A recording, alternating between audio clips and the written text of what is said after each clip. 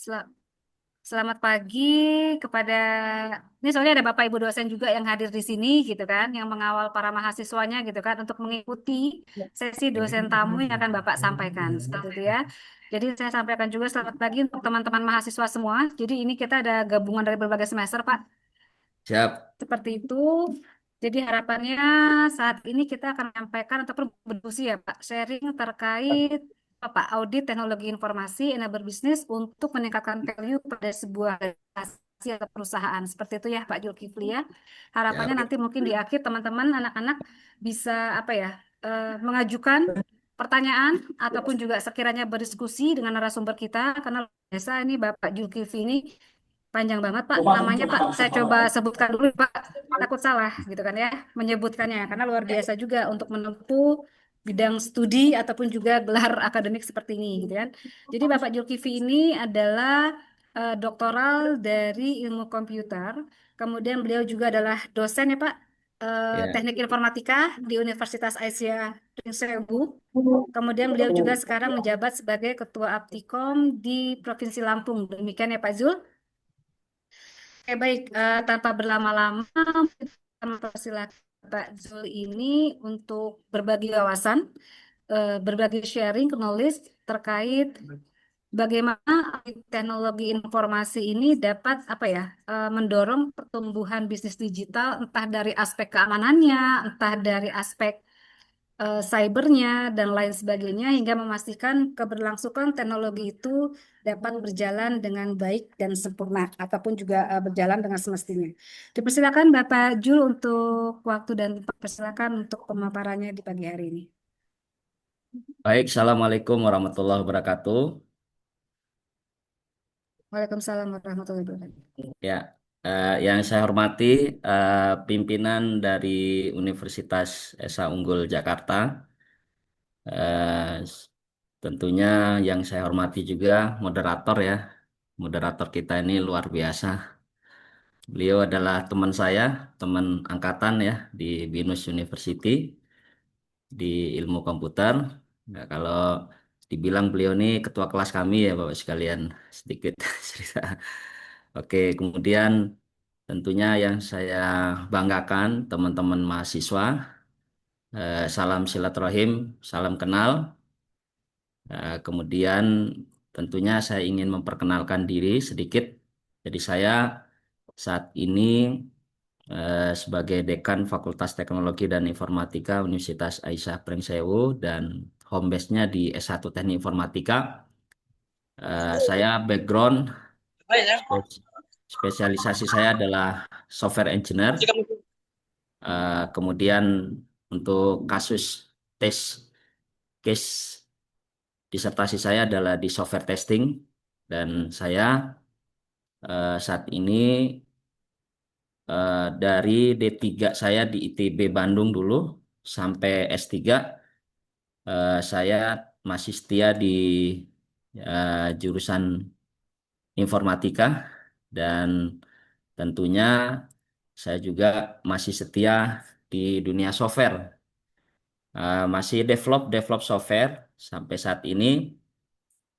Jadi saya juga saat ini aktif di sebagai ketua pengembang IT di LL Dikti Wilayah 2. Jadi saya mengurus proses em, pengajuan surat termasuk yang berkaitan dengan karir dosen ya JJA ya jenjang Belum, akademik. udah 92. Nah, kalau Ya, udah kalau di 92. Jakarta itu kan ada Sijali ya, Sijali.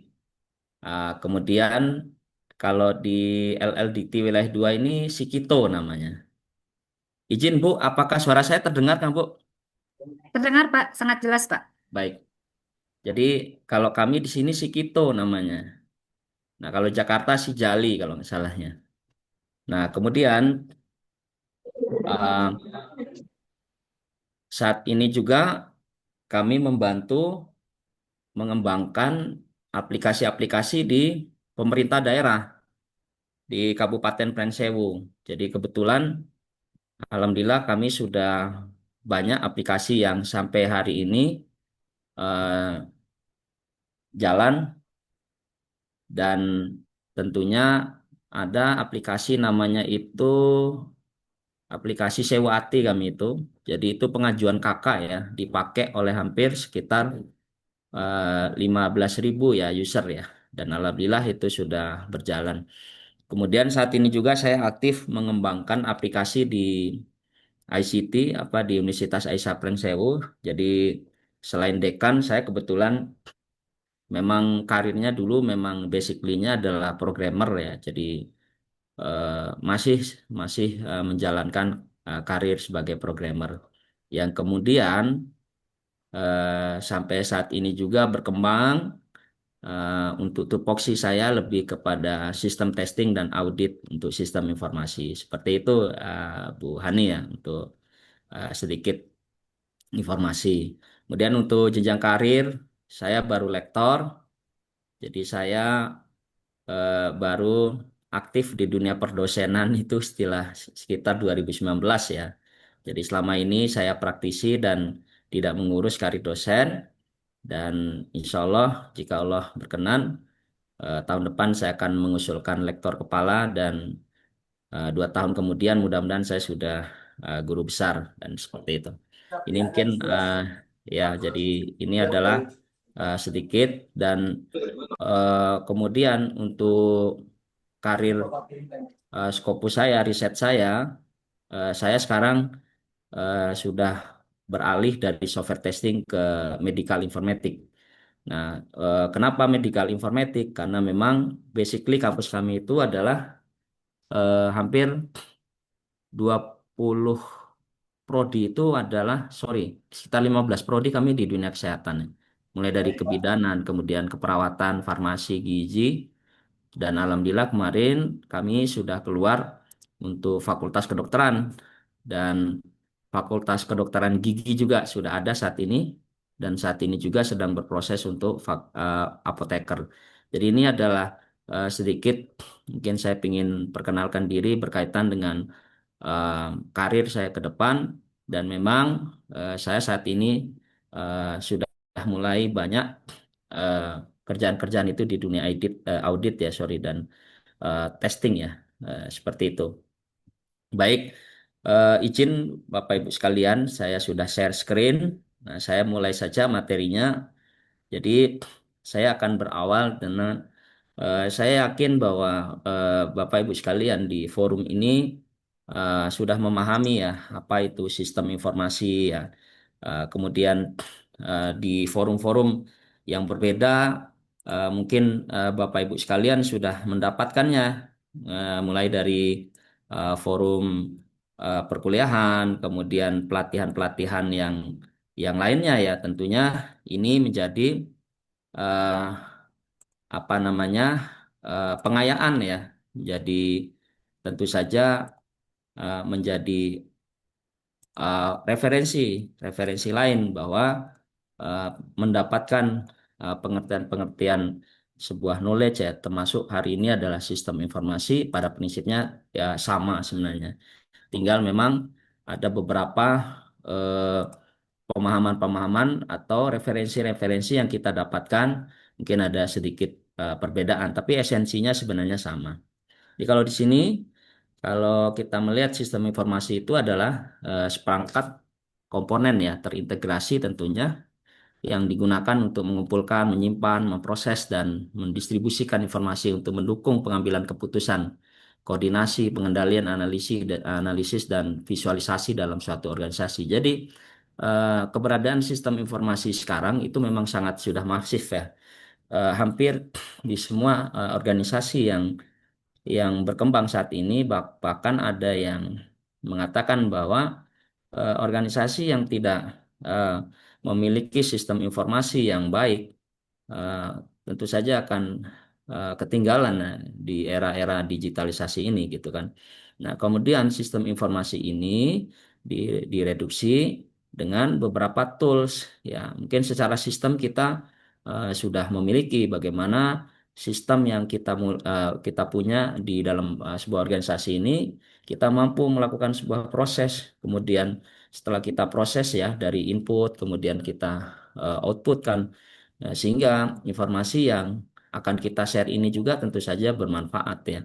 Dalam apa? Dalam pengambilan keputusan, kemudian koordinasi. Tentu saja setelah ada koordinasi dan keputusan itu harus ada pengendalian. Nah, setelah kita ada kendali, maka kita lakukan analisis terhadap informasi yang kita punya ini, sehingga dalam analisis ini kita bisa memvisualisasikan dalam sebuah organisasi. Nah, seperti itu ya, kalau dari pengertian sistem informasi. Kemudian kalau dari sisi jenis-jenisnya, tentu saja kita sudah tahu ya, ada istilahnya sistem pemrosesan transaksi, kemudian sistem informasi manajemen ya, kemudian ada sistem penunjang keputusan. Nah, ini yang menarik ya, destination system support, di mana destination system support ini kalau zaman-zamannya kita sebelum sekarang itu sangat luar biasa ya di bidang komputer gitu. Di mana destination system support ini berawal dari informasi-informasi yang kita sudah kumpulkan sistem informasi, misalnya eh, ada beberapa hal, misalnya saya kemarin itu membuat sistem informasi rekam medis ya, rekam medis rumah sakit. Nah, dari sistem informasi rekam medis rumah sakit itu, saya dapat melakukan destination system support mulai dari satu ya, misalnya ternyata tren-tren penyakit yang dialami oleh masyarakat Plengsewu itu rata-rata adalah diabetes misalnya. Kemudian, oh ternyata rata-rata penyakit eh, apa namanya gagal jantung dan seterusnya. Akhirnya data-data ini ternyata eh, dibutuhkan oleh pemerintah daerah gitu dalam mengambil sebuah kebijakan.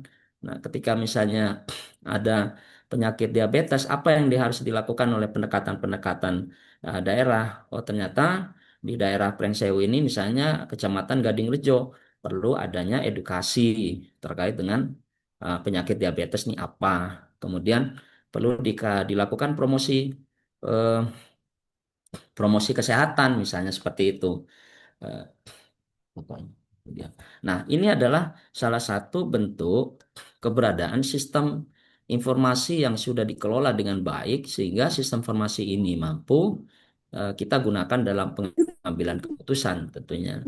Ini yang perlu kita pahami juga. Nah, kemudian ada istilah sistem perusahaan ya, ERP, kemudian CM, SCM ya. ERP ini sangat legend juga itu dalam dunia praktisi ya. Misalnya saya waktu itu pernah juga kerja di KMK Global Sport, itu kantornya kalau nggak salah di Cikupa ya. Saya lihat saat ini masih eksis sih, produksi sepatu Nike. Waktu itu kalau nggak salah, waktu zamannya saya itu sekitar tahun 2006 ya, waktu saya tinggal di Jakarta, itu mengelola hampir 40.000 karyawan. Dan produksinya itu, produksi apa namanya, sepatunya itu produksinya ada Nike yang didistribusikan di USA dan seterusnya. Nah, di situ ada ERP. ERP ini termasuk dari sistem yang terintegrasi ya, mulai dari sistem eh, sales order, kemudian purchase order, kemudian nanti purchase ordernya nanti keluar invoice dan seterusnya, termasuk misalnya penggajian dan itu terintegrasi ya. Jadi ini sangat legend sekali. Kemudian akhirnya dari sistem informasi yang berkembang saat ini, tentu saja destination system support sudah mulai bergeser nih dalam pengambilan keputusan. Lahirlah yang disebut dengan ChatGPT gitu kan. Kemudian di mana ChatGPT yang eh, mengkombinasikan teknologi NLP dan machine learning ya. Jadi ini adalah salah satu beberapa perkembangan-perkembangan dari sistem informasi seperti itu. Nah, kemudian sistem informasi ini memiliki komponen inti ya tentunya ya. Jadi tidak bisa kita berbicara sistem informasi ini tanpa komponen-komponen yang ada saat ini ya. Tentu saja di sini ada istilah hardware gitu kan. Ya, jadi tanpa ada hardware ya tidak bisa kita berbicara sistem informasi. Contoh misalnya kita berbicara sistem informasi di perusahaan atau kita seperti saya cerita saja di perguruan tinggi saya misalnya itu harus punya ya server tentunya ya, kemudian peralatan jaringan, kemudian infrastrukturnya ya seperti komputer dan seterusnya. Ketika misalnya perusahaan yang ingin menerapkan sistem informasi ya tentu saja hardware ini harus dipenuhi. Nah, kemudian ada istilah software. Nah, software ini adalah aplikasi tentu saja yang tentu bisa memproses data. Ya, karena kita sama background organisasinya adalah perguruan tinggi ya, tentu saja di SA Unggul memiliki sistem informasi akademik ya. Kemudian tentu saja memiliki juga learning management system dan aplikasi-aplikasi lain yang tentunya bisa mensupporting organisasi apa namanya berjalannya sebuah organisasi ini tentunya. Nah, tentunya tidak cukup hanya ada software, ya harus ada data dong, gitu kan. Data apa yang harus kita kelola? Ya tentu saja kalau kita berbicara perguruan tinggi ya harus ada data mahasiswa. Ya kalau tidak ada data mahasiswa ya tidak bisa juga kita terapkan di sebuah software gitu kan. Begitu juga ada data dosen gitu kan. Nah, setelah itu data mata kuliah, kemudian data sebaran dosen, kemudian data keuangan, pembayaran, kemudian masuk ke ranah misalnya pelayanan ke mahasiswa ya, perpustakaan, di mana mahasiswa misalnya bisa mengakses buku ya, bisa meminjam buku secara online dan seterusnya. Jadi ini adalah salah satu contoh-contoh data yang memang harus ada di memang keberadaan data itu memang harus ada gitu kan. Eh, Kalau kita misalnya ingin menerapkan sistem informasi. Artinya komponen sistem informasi ini harus ada. Nah, setelah ada data tentu saja ada manusianya ya. Jadi manusianya kalau kita dunia di perguruan tinggi ya mulai dari rektor, wakil rektor juga ada wakil rektor satu, dua, Ini tiga buktinya dan pindahannya nggak apa-apa seterusnya. kali ya? Kemudian ada dekan, ya, Masalah. kemudian ada istilah kaprodi, kemudian ada istilah dosen. Kemudian dosen nanti turun lagi ke tendik, tendik juga itu dibagi lagi itu ada kepala unit, kemudian ada operator ya, kemudian ada istilah OB, kemudian ada istilah security. Nah, ini memang harus kita eh, harus ada yang memang eh, apa kaitannya mereka ini manusia ini ya tentu saja manusia ini yang akan mengelola data melalui sistem informasi ya, aplikasi dan seterusnya. Nah, Udah. kemudian tentu saja ada prosedur. Nah, proses ini mungkin ada prosedur. Nah, ketika kita mengelola data ya tentu saja ada SOP-nya dong, ada aturan-aturan yang harus dijalankan. Nah, kemudian berikutnya adalah terakhir ini adalah ada istilah jaringan, sistem komunikasinya. Ya, sistem komunikasi data. Ya, terkadang misalnya hardware kita sudah ada, kemudian software sudah ada, datanya sudah ada, manusianya sudah ada, prosedurnya sudah ada, tapi kita tidak memiliki networking jaringan provider lah seperti itu, tidak optimal ya. Ini juga tidak tidak bisa juga. Jadi ini adalah beberapa komponen yang ada dalam sistem informasi seperti itu. Sehingga eh, sistem informasi ini tentu saja memiliki tujuan. Jadi kenapa sih sistem informasi ini harus ada? Ya, ternyata memiliki tujuan. Ya, pertama adalah tentu saja untuk pengambilan keputusan organisasi. Sehingga ketika perusahaan-perusahaan mengambil keputusan by data, itu akan tingkat objektivitasnya itu sangat tinggi sekali, gitu ya. Berbeda misalnya ketika kita mengambil keputusan itu berdasarkan like dan dislike ya, suka dan tidak suka. Nah, ini akan mempengaruhi juga proses organisasi itu. Makanya sistem informasi ini sangat sudah kita buktikan bahwa eh, ini bisa untuk destination system support. Contoh misalnya kalau di dunia riset ya banyak sekali waktu zaman-zaman kami itu meneliti tentang misalnya eh, eh, eh, tingkat kelulusan atau kita prediksi misalnya mahasiswa ini dengan karakter dia IPK-nya sekian, kemudian eh, selain IPK misalnya parameter absensinya sekian, ini ada kecenderungan mahasiswa ini akan lulus tepat waktu misalnya seperti itu. Nah, ini adalah eh, berawal dari informasi-informasi sistem informasi akademik kan. Nah, datang seorang peneliti dari sistem informasi ini bisa dikelola untuk pengambilan keputusan sehingga misalnya pihak Esa Unggul ternyata tahun ini mahasiswa ini banyak yang tidak lulus tepat waktu. Nah, sehingga data yang dari destination system support ini bisa diekstrak lagi dalam pengambilan sebuah keputusan. Contoh misalnya, oh ternyata mahasiswa ini harus kita adakan em, kuliah-kuliah pakar atau pemahaman-pemahaman tentang metodologi penelitian atau tentang penelitian dan seterusnya. Itu adalah salah satu contoh eh, implementasi dari sistem formasi untuk destination system support. Kemudian tentu saja meningkatkan efisien operasional. Oh iya, kami sudah bisa melakukan itu. Misalnya di Universitas Aisyah Pringsewu, sebelum kami mendevelop aplikasi untuk ujian akses soal secara online, itu kami harus menyiapkan, karena mahasiswa aktif kami kan sekitar 6.000 ya. Nah, 6.000 itu setiap kelas itu rata-rata misalnya 35 mahasiswa ya, kalau kita misalnya mengikuti rasio PD Dikti, itu kalau misalnya satu mata kuliah itu adalah ujiannya satu mahasiswa itu misalnya dalam satu semester ada 7 mata kuliah, berarti dia harus kami siapkan 7 lembar atau 14 lembar HVS eh, yang rangkap satu, rangkap dua gitu. Nah, kalau kita kalikan 6.000 itu berapa kertas HVS yang kita harus siapkan gitu. Dan begitu kita setelah anak-anak itu ujian, berapa lama lagi waktu yang dibutuhkan oleh dosen untuk mengkoreksi seperti itu. Ini luar biasa sekali. Nah, kami sudah melakukan, misalnya kami melakukan ujian dengan akses soal secara digital, kemudian eh, dosen itu tinggal klik kalkulasi saja, sehingga nanti dia akan melakukan koreksi berapa salahnya, berapa benarnya, kemudian nanti keluar langsung nilainya. Nah, ini adalah salah satu contoh bentuk-bentuk efisiensi operasional yang tadinya kita butuh waktu yang banyak, butuh butuh resource yang banyak ya. Jadi dengan adanya sistem formasi yang kita implementasikan dengan baik, maka akan memberikan efisiensi operasional yang cukup efisien, cukup akurat dan seterusnya.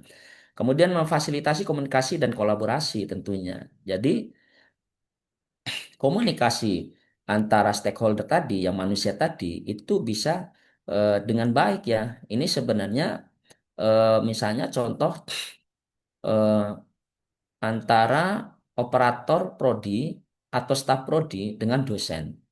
Mungkin sekarang kalau komunikasi via via WhatsApp misalnya, itu mungkin agak sedikit berkurang ya, karena memang kita sudah berkomunikasi via sistem misalnya. Contoh, ketika saya mengajar, saya nggak perlu nanya link Zoom-nya di mana, kemudian ruangan mana, karena memang tim prodi itu sudah melakukan eh, penataan atau penjadwalan penggunaan ruangan, link Zoom-nya mana. Nah, ini salah satu contoh kolaborasi ya, tentu saja ya, fasilitasi kolaborasi antara stakeholder dan seterusnya.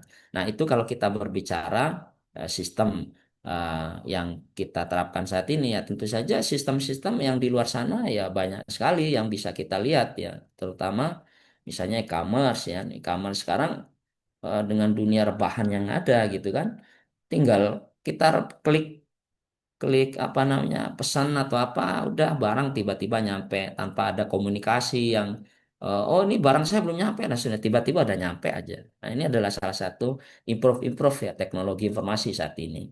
Nah, kemudian mengoptimalisasikan tugas-tugas yang berulang. Ya bayangin ya Bu, misalnya Bu Hani, misalnya kita eh, istilahnya kita anak-anak ini udah biasa KRS misalnya. Itu kalau kita misalnya masih manual, ya subhanallah ya, sangat luar biasa nanti merepotkan sekali ya. Antrian di depan kelas, antrian di ruangan kaprodi, minta tanda tangan PA dan seterusnya. Ini sangat luar biasa. Dan saya yakin implementasi-implementasi ini sudah dilakukan baik di Esa Unggul maupun di UAP seperti itu. Nah, kemudian berikutnya adalah memberikan keunggulan strategis di pasar yang kompetitif. Oh iya, sangat. Apalagi kami di daerah, Bu Hani, persaingan swasta di daerah itu luar biasa. Kalau bahasa kami itu sudah bunuh-bunuhan. Nah, kenapa demikian? Banyak misalnya prodi kesehatan kami itu udah tutup, Bu Hani, yang tidak bisa bersaing. Dulu seperti kami kan ada prodi kesehatan keperawatan, kemudian kebidanan dan seterusnya. Dulu kami sangat jauh sekali dengan kampus-kampus yang udah eksis duluan ya. Tapi memang sekarang ini dengan kita improve, misalnya pendaftaran bisa kita online kan, kemudian pembayaran itu bisa virtual account, bisa manual, bisa macam-macam, dikasih pilihan yang fleksibel itu, akhirnya ternyata memang bisa menimbulkan apa itu menjadikan keunggulan strategis itu, sehingga kita kompetitif. Nah, jadi ada persaingan yang sangat sehat gitu. Jadi Sistemnya gimana?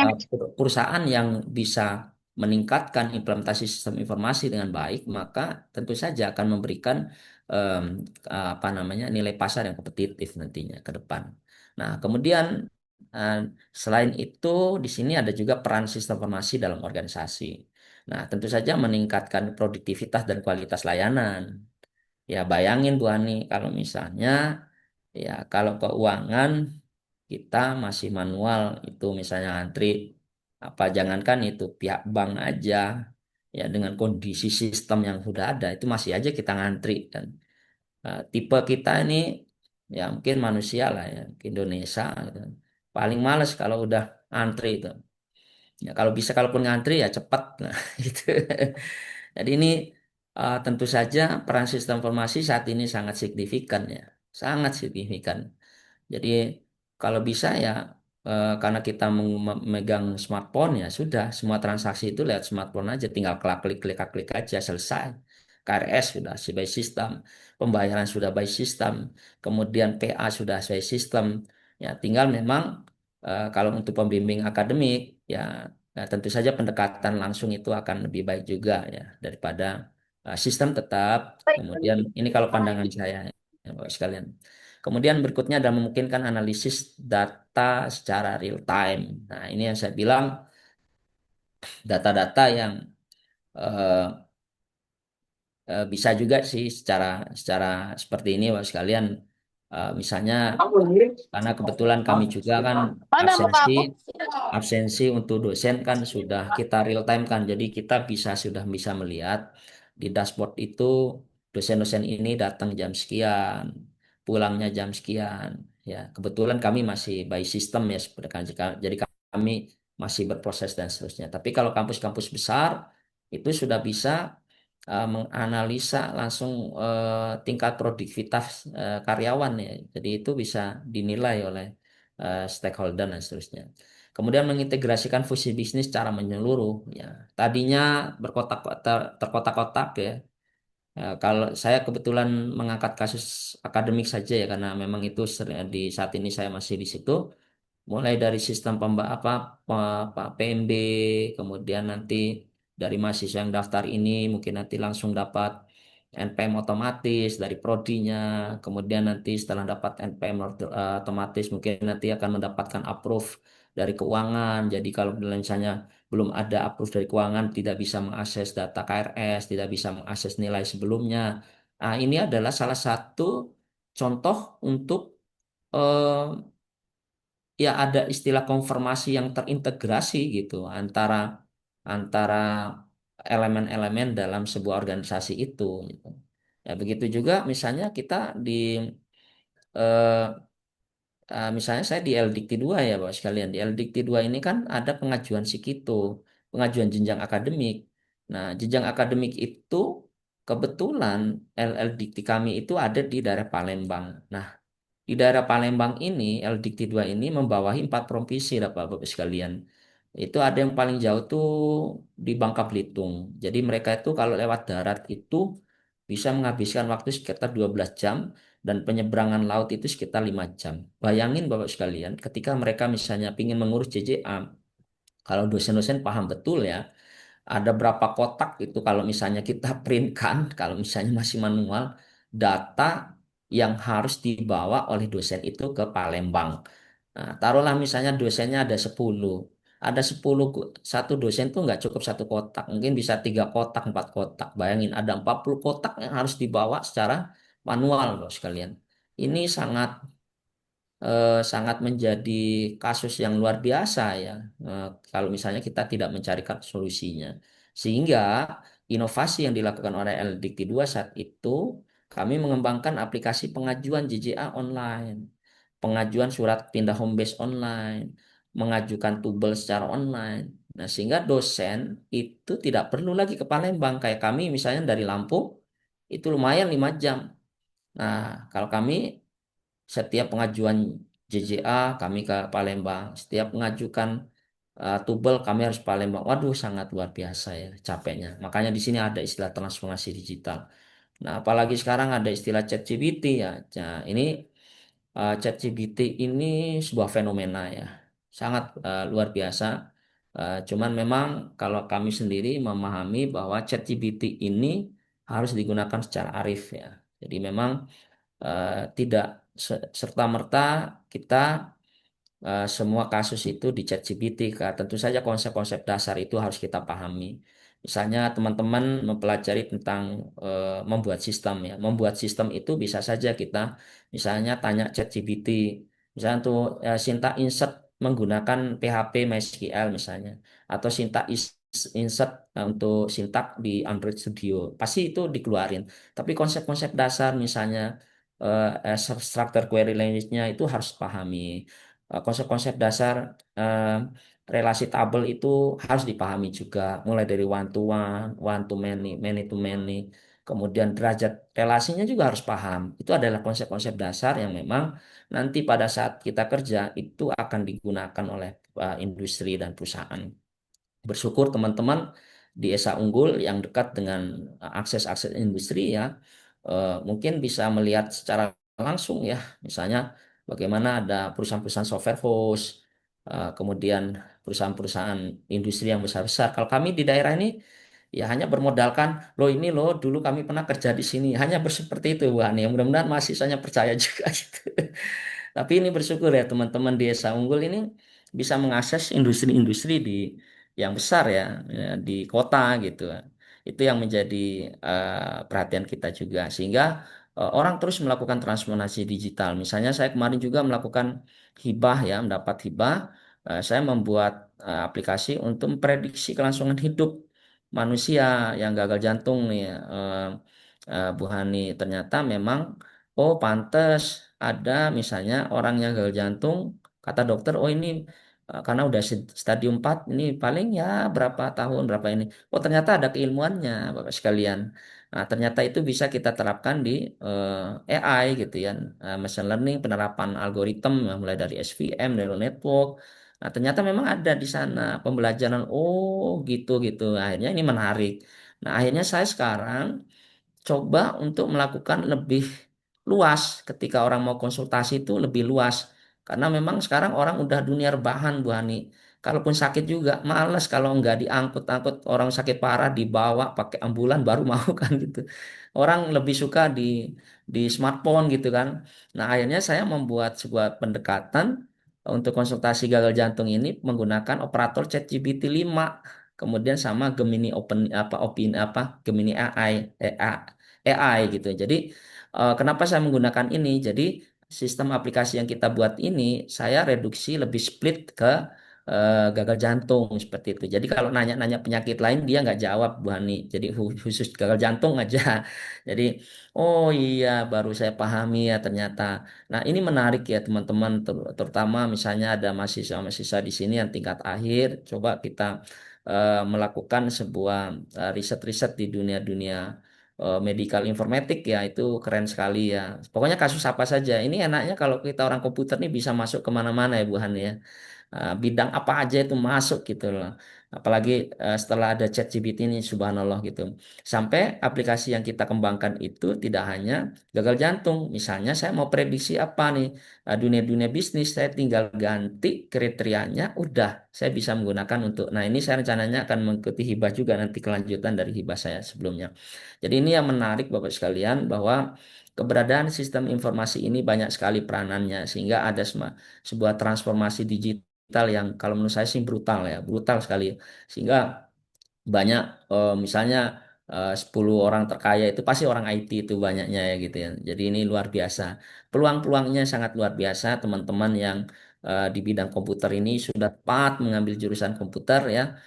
Sangat luar biasa. Tinggal kitanya bisa melakukan improvisasi dan seterusnya. Dunia improvisasi kita banyak ya, referensi-referensi kita mulai dari YouTube, kemudian mulai dari kalau misalnya teman-teman yang neliti akses Publish Si banget Operis anjing gitu kayak ya. monyet. Publish Operis ini luar biasa aplikasinya, tinggal teman-teman ketik aja keywordnya, mau neliti tentang apa, di situ mau searching mesinnya pakai Google Scholar misalnya, itu akan keluar tuh penelitian-penelitian tentang yang dicari oleh teman-teman. Atau misalnya menggunakan Voice Viewer, kemudian ada Map Knowledge, itu sangat luar biasa. Ini adalah salah satu bentuk-bentuk improvisasi transformasi digital seperti itu. Oke, kita lanjut ya. Sorry Bu Hani, saya sampai jam berapa Bu Hani untuk sesi pertama Bu Hani? Oke, kita sampai di jam 12 mungkin ya Pak. Itu juga mungkin sudah termasuk dengan question answer ya Pak. Tanya jawab Eh, dengan mahasiswa Oke, nantinya. baik. Kayak gitu. Baik, saya lanjut lagi ya Bu Hani ya. Boleh, silakan Baik, Pak. ya, oke. Kemudian kita berbicara masalah audit ini apa sih gitu kan? Ya, selama ini kan kita berbicara masalah audit. Ya, yang namanya audit itu tentu saja ada yang disebut dengan evaluasi. Evaluasi yang tersistematis, ya, terstruktur. Ya, apa yang kita akan audit? Banyak hal, Bapak sekalian. Mulai dari kebijakan, kemudian operasi teknologi informasinya, kemudian eh, apakah mulai dari penerapan infrastrukturnya, kemudian dikolaborasi dengan kebijakan, kemudian operasi teknologi ini dalam suatu organisasi ini tentu saja berjalan dengan baik tidak, aman enggak, andal enggak, efisien enggak, tentu saja selaras dengan tujuan bisnis sebuah perusahaan itu, terutama dalam lingkungan bisnis digital. Nah, artinya, Wak sekalian, bahwa audit ini dilakukan untuk mengontrol apa yang sudah kita terapkan ini berjalan enggak. Nah, itu yang jadi sehingga jika tidak berjalan, maka akan dilakukan sebuah evaluasi. Akan dilakukan ya kalau misalnya kalau dalam diri kita itu introspeksi diri lah gitu. Ya, seperti itu. Cuman kan memang di sini yang melakukan audit tentu saja eh, bagian-bagian independen atau mungkin sebuah perusahaan punya apa misalnya kampus ya ada tim auditnya. Biasanya kalau di tim kampus itu yang legend itu ya tim mutunya misalnya kan. Jadi mutu ini melakukan sebuah audit ya, melakukan sebuah review ya terhadap sistem-sistem yang kita sudah terapkan seperti itu. Nah, kemudian apa sih areanya saja? Areanya apa aja ya? Tadi itu ya ada istilah tata kelola dan kebijakannya ya. Kemudian kontrol keamanan cyber ya tadi sudah di spill ya sama Ibu Hani ya di awal ya security. Nah, ini luar biasa. Cyber security. Nah, ini lagi banyak dicari juga nih SDM-SDM yang ngerti cyber security. Jadi kalau teman-teman di sini, Pak, apakah boleh kami hacking, Pak? Boleh. Nah, cuman nanti dilakukan dengan cara-cara yang baik lah. Maksud saya gini, nah, niatkan untuk hacking itu adalah untuk knowledge, untuk belajar. Jadi bukan kita untuk merusak yang ya, apapun gitu ya. Lah ternyata memang dengan kemampuan-kemampuan kita seperti ini, ternyata ketika orang sudah bisa bermain di cyber security, melakukan pencarian-pencarian bug, kemudian hole terhadap sistem-sistem yang ada, teknologi informasi yang sudah diterapkan, ternyata itu menjadi sebuah keilmuan yang salah satunya ya kalau menurut saya sih banyak dicari juga sekarang teman-teman yang ngerti cyber security gitu. Nah, saya juga izin Bu Hani kalau boleh sharing ya. Mungkin teman di sini juga banyak juga ya teman-teman di Esa Unggul ya. Saya juga punya mahasiswa itu satu orang ya Bu Hani. Jadi dia tuh sampai punya pendapatan itu per bulan itu sekitar $3.000 ya, Bu. Jadi kalau dirupiahkan itu sekitar 45 jutaan ya, 50 juta. Saya tanya, ngapain Mas? Iya Pak, saya kebetulan salah satu tester Microsoft kayaknya, katanya gitu. Nah, termasuk kemarin itu dia bisa nembus beberapa aplikasi di Apple gitu. Nah, ada sertifikatnya Bu Ani, ada. Saya lihat memang transferan dari sana. Jadi berawal dari mana? Hobi aja sih Pak, ngehack-hack website orang gitu-gitu. Nah, akhirnya ketemu, Akhirnya saya luluskan Bu Hani. Gitu. Kalau dulu jahat banget Bu Hani, jadi dulu sampai ngapus-ngapusin server orang, waduh nggak boleh Mas kayak gitu. Jadi nggak boleh gitu. Jadi tetap dibalikin. Yang penting kita tahu aja di mana hole-nya, di mana bug-nya. Oh kemudian nanti kita akan perbaiki di sini nih. Nah, nanti kita masukkan ke perusahaannya, kita kirim emailnya. Ini biasanya mereka itu melakukan, oh ini Pak, maaf ini ada ada hole di sini. Jadi ini harus ditutupin gini gini gini. Nah biasanya kalau misalnya industrinya itu nggak mampu apa namanya develop, updating, Mbak, biasanya orang yang ngirim itu yang akan ditawarin ya sudah Mas kerja sini aja gitu. Nah biasanya banyak hal seperti itu gitu. Jadi teman-teman yang ingin belajar cyber security saya sangat mendukung sekali. Silahkan tinggal cari dosen di Esa Unggul itu dosen yang memang dalam penelitiannya adalah terkait dengan cyber security. Seperti itu. Nah, kemudian berikutnya adalah manajemen infrastruktur dan jaringan IT. Nah, ini nih teman-teman nanti kita syarat orang IT nggak boleh baper. Ya, saya yakin mungkin Bu Hani juga ngomong seperti itu ya ke mahasiswanya. Loh kenapa Pak? Iya, kita kalau penyedia layanan, ya kita yang develop sistem, develop infrastruktur. Kalau jalan, kalau rapih, diam-diam aja. Tapi kalau sedikit aja nggak jalan, wah ini orang IT ini. Ini nggak benar ini. Ah, kita dicari Bapak sekalian dari ujung bumi sampai ujung langit gitu. Jadi nggak boleh baper. Jadi itu syarat orang IT itu harus kuat, harus kuat. Jadi ini teman-teman sudah kita resiko ya mengambil bidang ini. Tapi kalau misalnya ya berbeda konsepnya, misalnya, oh Pak, saya tinggal melanjutkan saja Pak bisnis orang tua, bisnis keluarga, ya silakan saja. Tapi kalau memang teman-teman kayak saya nih Bu Hani, kebetulan saya ini keturunan ke-8 Bu Hani, jadi tidak dapat warisan 7 turunan. Jadi saya harus kerja keras Bu Ani. Jadi saya memang harus menjadi ya praktisi, memang benar-benar praktisi. Jadi kerja keras, kemudian yang nggak ada yang kita teruskan ya mau nggak mau ya sudah siap-siap juga jalan diam-diam aja. Minim apresiasi nggak usah berharap apresiasi. Yang penting itu jalan. Kalau udah kayak gitu aman sentosa hidup dunia akhirat. Tapi kalau kita dikit-dikit minta diapresiasi bahaya juga. Yang ada nanti agak panas dingin, ya, demam terus. Kok ini rektor ini kok nggak makasih makasih loh IT-nya jalan. Nggak usah juga kayak gitu. Itu ini resiko ya teman-teman IT. Tapi Bu Ani ada kelebihannya juga Bu Ani. Orang IT itu dalam sebuah organisasi nggak ada yang pernah bilang orang IT itu nggak pintar ya. Pasti pintar, minimal pintar ngeles ya. Nggak bercanda Bu. Jadi emang saya yakin orang-orang IT pasti dibilang pintar kalau orang. Karena apa? Jadi nanti luar biasa juga Pak sekalian. Pengalaman ini.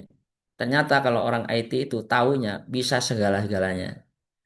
Bisa yang disebut dengan contoh. Saya pernah dibilang, oh Mas kalau IT itu jago ini ya berarti ya benerin listrik. Ah, subhanallah gitu kan luar biasa. Belum lagi di masyarakat. Tahunya orang IT itu pasti bisa semua. Mulai dari office, bisa desain. Kita kalau nggak bisa desain Bu Hani, udah S3, habis juga kita kan.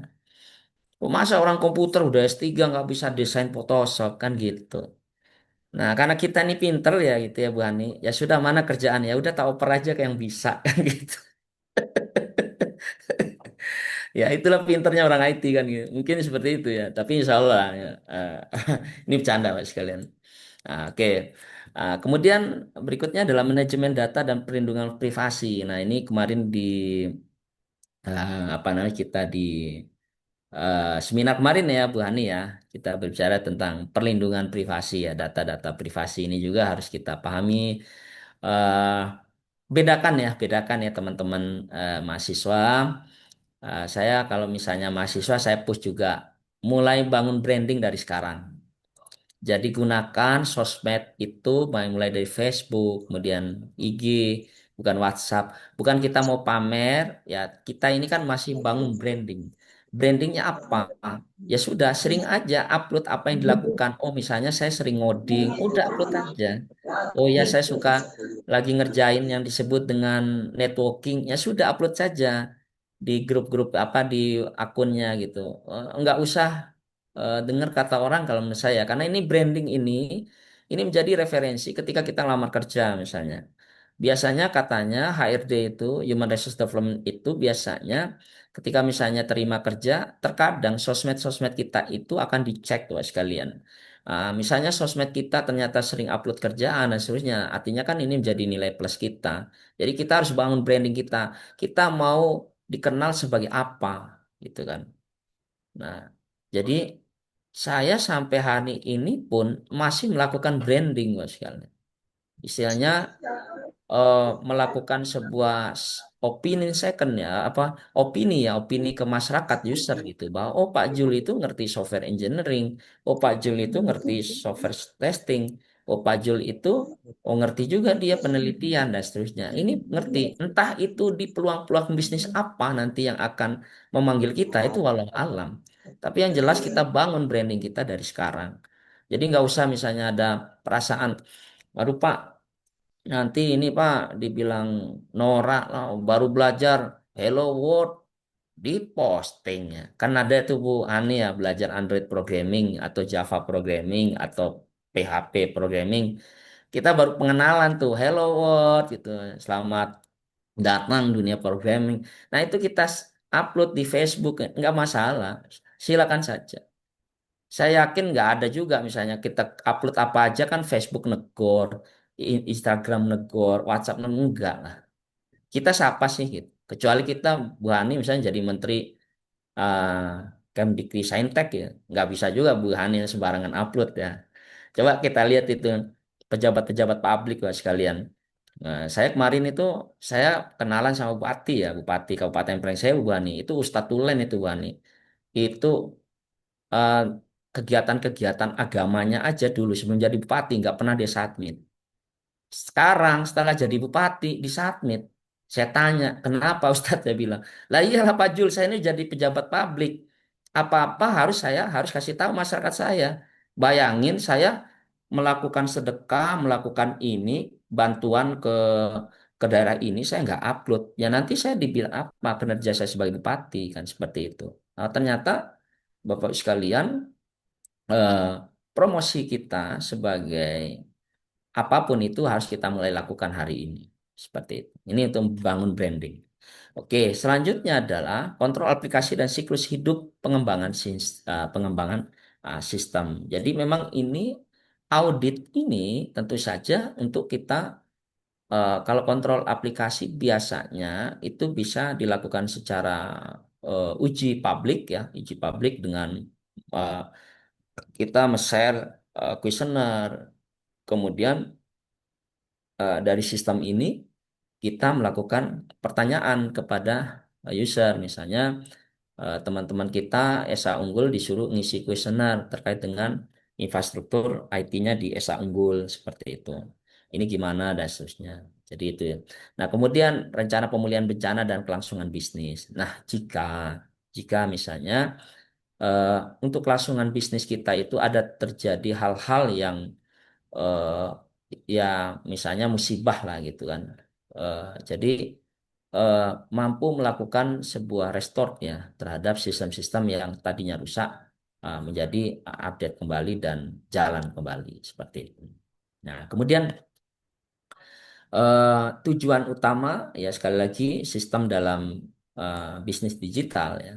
Ini kita berbicara karena memang kemarin itu tema ini eh, saya ingin mengangkat apa sih sebenarnya manfaat dari audit sistem informasi ini, terutama rencana kita implementasi dalam bisnis-bisnis digital kita. Tentu saja yang berikutnya adalah eh, keamanan ya, melindungi aset digital dari ancaman cyber, pelanggaran data dan kerentanan sistem.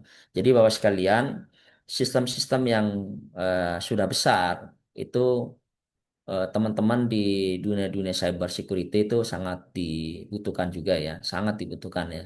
Ini menjadi salah satu komponen yang harus kita perhatikan ya. Kemudian ada istilah kepatuhan ya, memverifikasi kepatuhan terhadap peraturan misalnya ISO, kemudian kebijakan internal dan seterusnya. Jadi ini audit ini Bapak sekalian untuk mengkonfirmasi bahwa ketika kita menjalankan sebuah sistem informasi dalam sebuah organisasi ini, kita standarisasinya di mana, kemudian apa kebijakan-kebijakan yang kita jalankan dan seterusnya.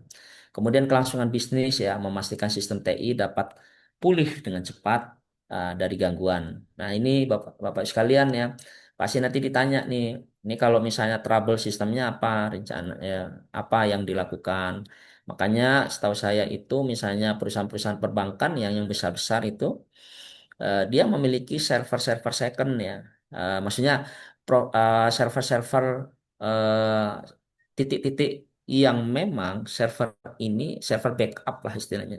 Jadi misalnya Jakarta terjadi kebakaran hebat gitu misalnya, sehingga banyak server-server yang ikut kebakar juga, maka akan switch misalnya di Bandung gitu atau di Jakarta, sorry di Surabaya. Jadi server-server bank-bank itu sehingga ketika ada gangguan apapun itu cepat langsung dilakukan pemulihan gitu, sehingga tidak ada eh, istilahnya down system gitu.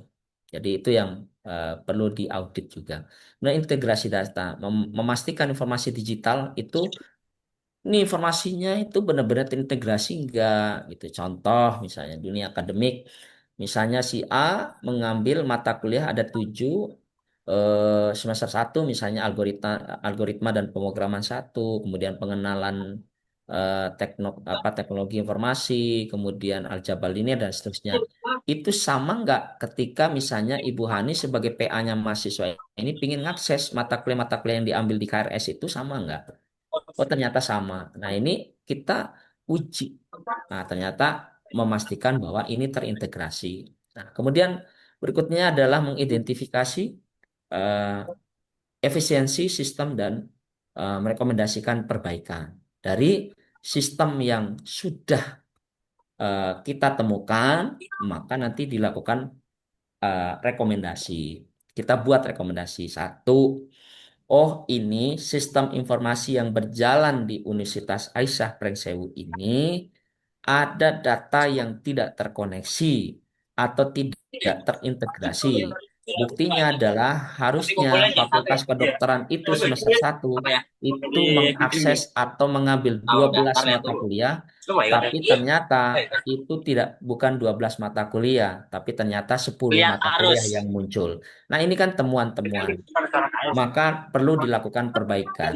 Kemudian dengan 6.000 mahasiswa, maka disarankan bandwidth itu adalah per mahasiswa itu misalnya 3 mega. Sedangkan saat ini yang tersedia hanya 1 mega per mahasiswa, maka perlu dilakukan eh, upgrade terhadap bandwidth eh, eh, yang harus dipunyai oleh mahasiswa. Seperti itu, Bapak sekalian. Nah, kemudian ada istilahnya pentingnya audit sistem informasi untuk bisnis digital. Tentu saja untuk mendukung kepercayaan dan transparansi transaksi digital. Iya dong, ini sangat kita perlukan. Apakah sistem informasi yang berjalan di sebuah perguruan tinggi ini itu benar-benar transparan enggak? Ya kan?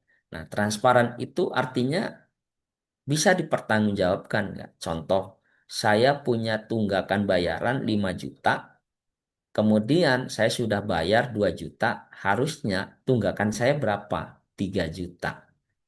Nah, kalau memang kita mau bisa ini, ya sudah, mahasiswa juga bisa ngakses dong tunggakan saya. Terus kalau misalnya mau ngasih, oh ya udah, tak kasih tahu juga informasinya ke ibu bapaknya, ke orang tuanya. Jadi nanti jangan sampai nih Bu Ani, saya ada juga mahasiswa kayak gitu ya. Mahasiswa saya di perguruan tinggi saya eh, ngasih taunya tunggakannya masih ada ternyata sudah lunas. Nah ini hal-hal yang harus kita menjadi konten audit memastikan bahwa ada transparansi, kemudian ada kepercayaan. Ketika ada transparansi berarti akan meningkatkan kepercayaan publik atau kepercayaan customer kita atau kepercayaan stakeholder juga. Ini menjadi perhatian kita bersama.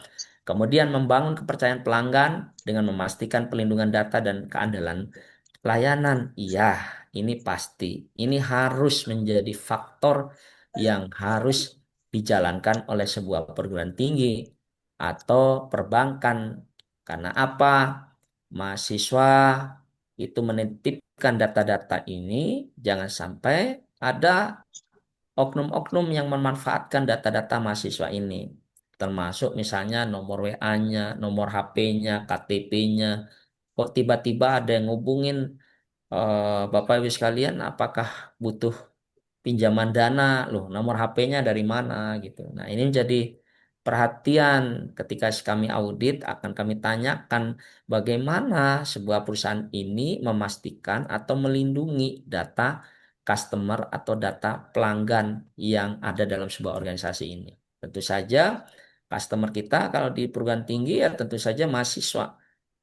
Jadi kalau darahnya sebuah perguruan tinggi itu Mas sekalian ya salah satunya adalah dari mahasiswa. Loh kenapa? Ya karena memang sumber dana yang bisa dikelola atau yang bisa berjalannya sebuah perguruan tinggi itu tentu saja apalagi perguruan tinggi swasta yaitu ada di mahasiswa. Nah, kalau perguruan tinggi negeri kan memang mereka sudah ada pendanaan dari negara gitu. Makanya kalau negeri ini ada mahasiswa tidak ada mahasiswa tidak masalah mereka. Ya karena negeri, karena dana sudah ada. Nah kalau swasta seperti kami di daerah ini, kalau tidak ada mahasiswa ya kami nggak bisa melakukan atau meneruskan proses organisasi ini. Nah kemudian Bapak Ibu sekalian, berikutnya adalah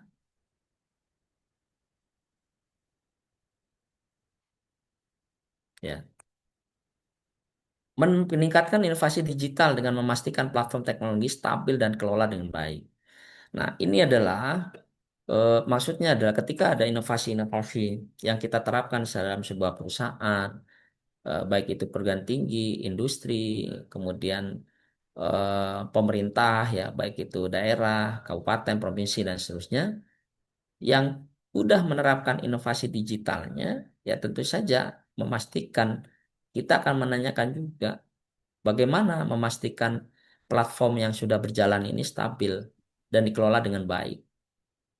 Ini teman-teman nanti yang akan terjun ke dunia industri ya sebagai software engineering misalnya, baik itu pengembang software, kemudian bermain-main di dunia software testing, ya ini menjadi hal yang harus ditanyakan nantinya. Bagaimana kita memastikan bahwa teknologi yang kita jalankan ini stabil, nah, kemudian dikelola dengan baik.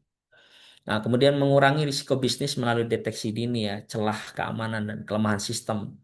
Nah, dengan adanya audit ini juga kita paham ya Bapak sekalian eh, dengan dengan kelemahan sistem di sini, maka kita akan mengetahui, oh sepertinya ini kita harus upgrade karena kita nggak bakalan bisa bersaing dengan perguruan tinggi yang lain. Nah, ini salah satu contohnya saja Bapak sekalian ya, karena saya sering mengalami perguruan tinggi di Lampung ini tingkat persaingannya luar biasa, terutama dari sisi pembayaran ya Bapak sekalian. Sistem akses pembayaran ya, mana yang lebih efektif, efisien. Kadang-kadang kok ribet amat ini bayarnya kan gitu.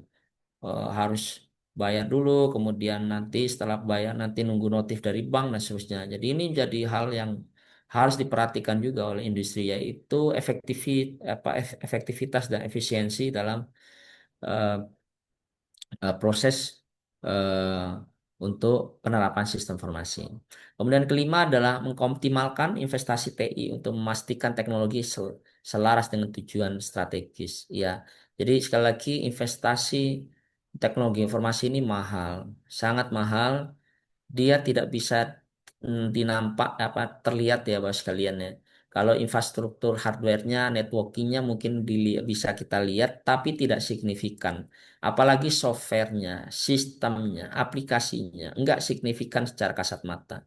Berbeda misalnya kalau orang bangun gedung, bangun rumah, secara physically itu bisa kelihatan. Tapi kalau misalnya infrastruktur, baik itu IT-nya, software-nya itu nggak bisa kelihatan.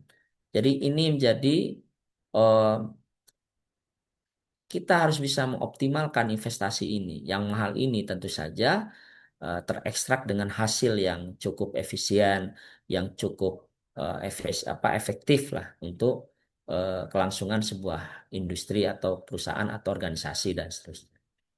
Itu yang pentingnya audit. Tentu saja audit sistem informasi ini juga mendukung pertumbuhan bisnis digital ya. Kemudian memastikan platform digital tetap scalable dan aman gitu kan. Kemudian membantu organisasi beradaptasi dengan tren transformasi digital, kemudian meningkatkan kualitas dan keandalan layanan digital, kemudian memperkuat pengambilan keputusan dengan memvalidasi data yang dihasilkan sistem. Oke, kita lanjutkan. Nah, kemudian eh, apa itu bisnis digital, Bapak sekalian? Ya, bisnis digital tentu saja mengacu pada pemahaman teknologi digital seperti internet, ya, ada istilah platform solution seluler, kemudian komputasi cloud computing, ya, atau komputasi awal, apa komputasi awan, kecerdasan buatan AI, kemudian analitik data untuk menciptakan nilai value, ya, menyediakan produk dan layanan serta mentransformasi proses bisnis tradisional. Jadi tadinya tradisional sekarang menjadi digital. Bisnis digital mengintegrasikan teknologi ke dalam semua aspek bisnis, memungkinkan operasi yang lebih efisien, terukur, dan berputasi dan pada pelanggan. Ini sudah terlihat jelas di kasat mata kita masing-masing. Saya belum cek lagi terakhir ya di Mangga 2 atau di Blok M, tapi yang jelas kalau rumah kami itu dekat Bambu Kuning, Bu Hani, saya nggak tahu waktu Rakornas kemarin sempat ke Bambu Kuning Lampung apa enggak. Yang jelas Bu Hani, pasar itu dulu rame, dulu didatengin oleh mulai dari Mesuji. Mesuji itu kalau ke Lampung itu butuh 6 sampai 7 jam darat, Ibu, dengan kondisi jalan. Kemudian ada Tanggamus, Tulang Bawang, Lampung Timur, Lampung Tengah, tumpah ruah di situ dulu. Di Bambu Kuning, pasar tradisional. Sekarang, Bapak Ibu sekalian, sepi.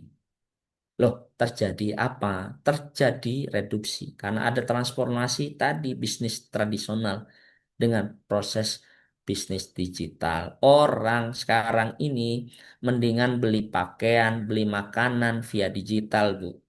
Kalau misalnya apalagi di pasar, Bu, ya, di Bambu Kuning itu. Waduh, kita kalau nggak respon teman-teman kita yang parkir, yang minta angkat agak-agak repot ini. Bahaya kita, kan gitu kan. Nah, akhirnya orang males kan ke pasar. Saya beli pakaian aja harus mengeluarkan uang untuk ngangkut barang, untuk Gojek. Dikasih 2.000 nggak bisa sekarang, Bu. Kalau kami di Lampung motor mau minimal 3.000. Bayangin. Akhirnya kan orang belanja itu kan karena kenyamanan. Kalau udah nggak nyaman, ngapain dia ke pasar? Tinggal dia klik, dia buka platform-platform e-commerce, dia mau apa? Ada semua kan sekarang. Kalau dilihat dari kualitas nggak jauh-jauh juga. Akhirnya, maaf tuh, itu di rumah saya, tetangga saya. Kalau nggak di rumah saya, tetangga Bu Hani. Paket, paket, hampir tiap hari. Masya Allah saya bilang, ini luar biasa. Jadi bisnis-bisnis tradisional sekarang udah jauh menurun Bapak sekalian. Karena tadi kenyamanan tadi menjadi faktornya. Kemudian yang digital juga ini secara supporting, yang penting sekarang kan bisa internet ya. Internet, oh ibu-ibu daerah, oh fasih, oh. Ya kan, kaum-kaum rebahan itu. Ternyata dia scroll-scroll, dia buka di TikTok, oh ini ada yang murah nih, tinggal klik. Ya, besok udah 2 hari berikutnya udah datang kan yang dimau. Ya kan yang penting masih ada saldo ya, saldo di rekening, GoPay dan seterusnya kan udah jalan terus. Ini salah satu yang jadi yang harus kita pemahaman dasar yang harus kita miliki. Kemudian komponen inti bisnis digital, platform digitalnya. Ada istilah e-commerce, kemudian aplikasi seluler, kemudian cloud computing, artificial intelligence, medianya. Sekarang yang AI itu banyak juga sekarang melakukan proses-proses desain, membuat aplikasi ya untuk misalnya konsultasi terkait dengan resep makanan, Dia nanti tinggal tulis tuh, saya punya daging sekian, punya terigu sekian, punya ini, kira-kira makanan apa nih cocoknya nih ini. Udah tinggal asal aja orang nanya di ChatGPT kan. Dan banyak juga platform aplikasi-aplikasi yang udah dibuat seperti itu, termasuk yang saya buat untuk konsultasi gagal jantung seperti itu. Saya pernah nanya misalnya apa yang hal-hal yang harus saya lakukan kalau misalnya saya ingin menjaga dari penyakit gagal jantung, itu dijawab. Walaupun nanti memang metode atau sistem yang kita buat ini harus kita ada tetap kita akan validasi ke dokternya tentunya ya, dokter gagal jantung tentunya kita konsultasi misalnya, dok, ini kalau saya ketik tentang penyakit gagal jantung, oh jawabannya seperti ini dok, ini benar nggak? Oh ini benar, maka kita akan checklist. Nah ini akan kita tetap akan kerjasama dengan dokter tentunya. Jadi nggak boleh dong misalnya kita hebat-hebatan ya Bu Hani. Nih saya orang IT, saya buat chat GPT. Ini yang udah pasti valid ini. Nggak bisa juga sekalian. Pada prinsipnya adalah sistem yang kita buat, yang kita transformasikan dalam bentuk digital ini adalah lebih kepada referensi awal, tools. Itu kalau kita mau buat sistem untuk rekomendasi kesehatan dan seterusnya, atau prediksi awal, atau prediksi-prediksi terkait dengan oh harga jual hari ini, harga jual masa depan di Jakarta seperti itu, lebih kepada referensi awal. Tapi tetap hasil keputusan itu tetap kita akan tanyakan kepada ahlinya sesuai bidangnya seperti itu. Nah, kemudian ada karakteristik ya, tentu saja ada berbasis teknologi, operasi real time, kemudian bereputasi pada pelanggan, kemudian scalable dan seterusnya. Nah, ini adalah manfaat digital. Ini kita eh, bisa kita lihat Bapak sekalian. Ya, kita next. Nah, kemudian tentu saja ada penggeraknya ya, penggerak dari bisnis ini adalah faktor apapun terhadap teknologi, proses atau sistem yang memberdayakan suatu organisasi untuk memproses lebih efisien. Tentu saja sekali lagi bahwa transformasi digital ini tujuan akhir kita adalah bagaimana penyajian informasi yang kita kembangkan ini adalah bisa lebih efektif, bisa lebih efisien, bisa diterima oleh pelanggan dengan nyaman seperti itu. Nah, ini adalah peran penggeraknya, ya peran sistem informasi sebagai penggerak sistem, meningkatkan produktivitas ya tentu saja.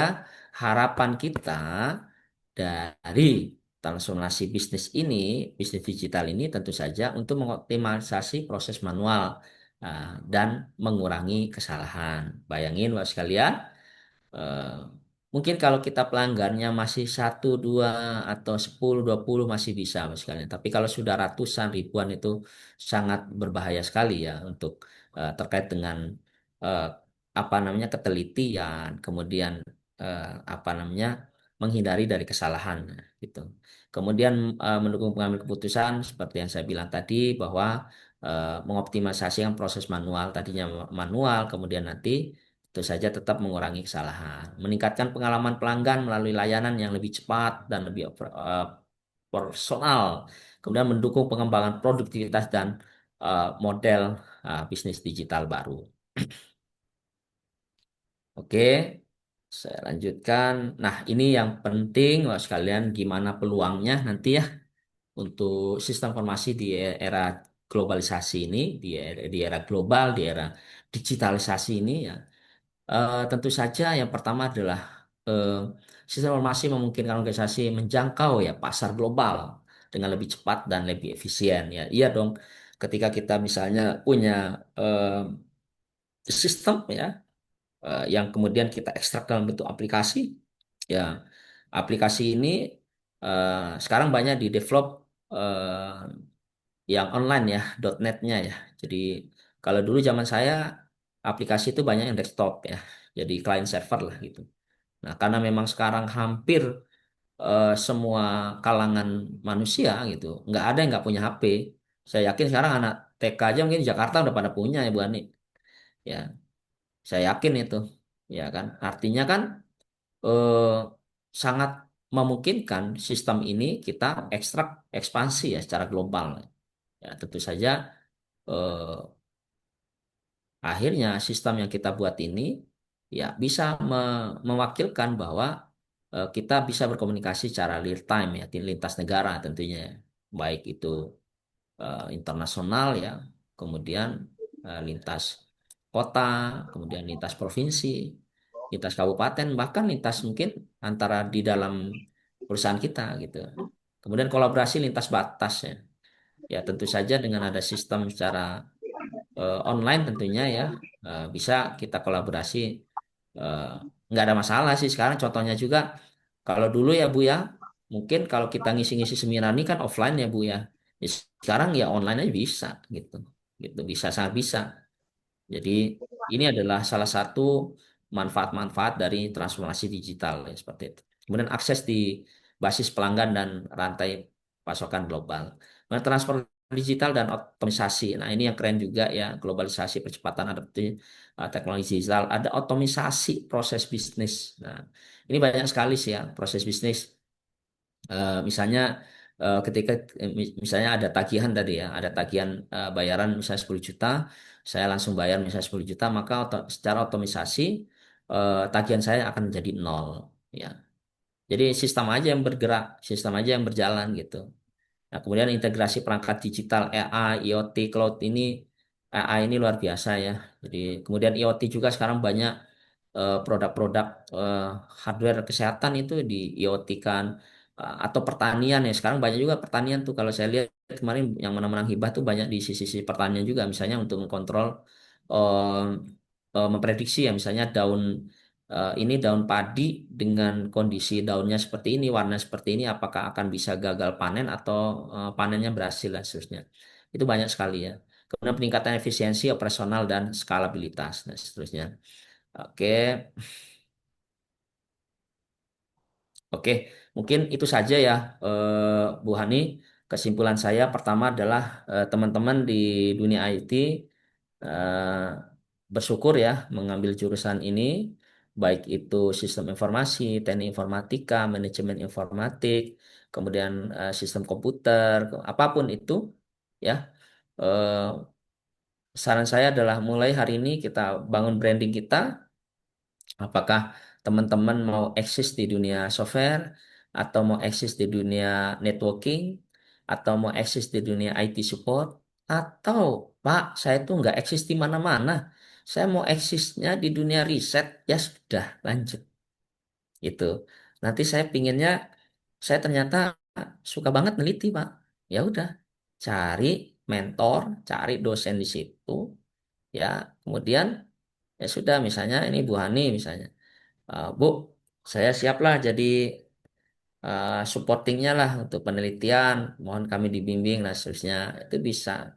Jadi dunia IT ini sangat luas ya, tinggal kita pintar-pintar mencari solusinya, mencari peluang. Nah, kemudian kalau teman-teman yang dunia-dunia software, saran saya ya perbanyak belajarnya, itu ya sudah open source saja udah sekarang mainnya. Tapi kalau yang mau berlisensi, mungkin ada istilah VB.NET, kemudian Delphi.NET. Nah, itu zaman saya dulu ya. Tapi sekarang kayaknya sih lebih ke VB.NET ya misalnya. Kemudian kalau yang open source, ya kalau saya kebetulan mahasiswa saya itu banyak tak suruh belajar PHP sama Java. Kemudian nanti terakhir mau jelang-jelang akhir itu Android Studio ya. Jadi mobile programming. Nah, itu sangat banyak sekali dicari, dan apalagi teman-teman kita yang akses Jakarta sangat luar biasa, banyak akses perusahaan-perusahaannya. Silakan itu ditekuni, dipelajari dari sekarang. Nggak usah khawatir menganggur kalau orang IT. Nah, ini saya ngomong untuk teman-teman yang keturunan ke-8 seperti saya, Bu Hani ya. Jadi setelah lulus, jadi ya harus kerja keras. Kemudian teman-teman kita yang desain, suka-suka desain, tak sarankan tidak hanya memahami Photoshop, Corel, atau 3D Max. Saran saya coba bergeser ke UI UX, yaitu desain mobile interface. Nah, itu salah satu peluang juga yang sangat banyak dibutuhkan. Kemudian teman-teman kita yang suka networking, nah harus level tertinggi, ya udah paham tentang Cisco, sudah paham tentang bagaimana mengamankan jaringan, ya, sudah tahu bagaimana setting proxy dan seterusnya, itu dipahami juga. Kemudian teman-teman kita yang belum saya sebut tadi, misalnya di dunia IT support. Nah, IT support ini Bu Hani, ya kalau bisa, oh aduh ini harus juga nih murah-murah senyum juga ini. Karena nanti kita yang namanya IT support ya. Jadi kalau yang namanya install-install software ini, software itu, udah hatam itulah istilahnya. Install OS, kemudian itu harus hatam semua. Apalagi biasanya nanti kalau di dunia kantor itu, em, waduh, ini kok printernya belum jalan gitu kan. Tahu-taunya belum dikonekin Bu, antara jaring apa antara laptop sama printernya gitu. Nah, saya juga dulu punya pengalaman, Ibu, waktu kerja di KMK Global Sport, punya user di Kerawang. Kita harus support, ada kantor kita di sana.